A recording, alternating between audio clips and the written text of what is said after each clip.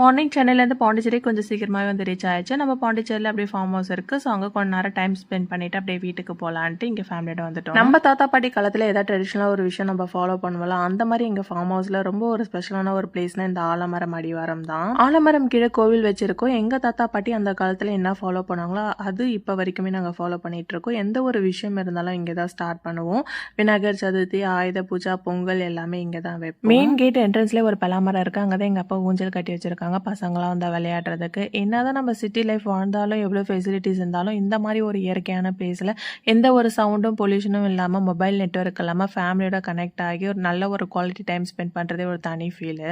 எப்பயாவது weekend and leave கிடச்சி அந்த மாதிரி ஃபேமிலியோட வந்து டைம் ஸ்பெண்ட் பண்ணிட்டு போவோம். மரத்துலேயே ஏதாவது பழம் காய்ச்சிருக்கான்னு பார்க்க போயிருந்தா அணில் கடிச்சு காயாக பறித்து போட்டிருந்துச்சு. ஸோ ஃபர்ஸ்ட் டைம் எங்கள் அப்பா வந்து ஸ்டார் ஆப்பிள் பைனாப்பிள்லாம் போட்டிருந்தாங்க. அதெல்லாம் பறித்து கொடுத்து சாப்பிட்டு பார்க்க சொல்லியிருந்தாங்க. லைட்டாக துவக்கிற மாதிரி இருந்துச்சு.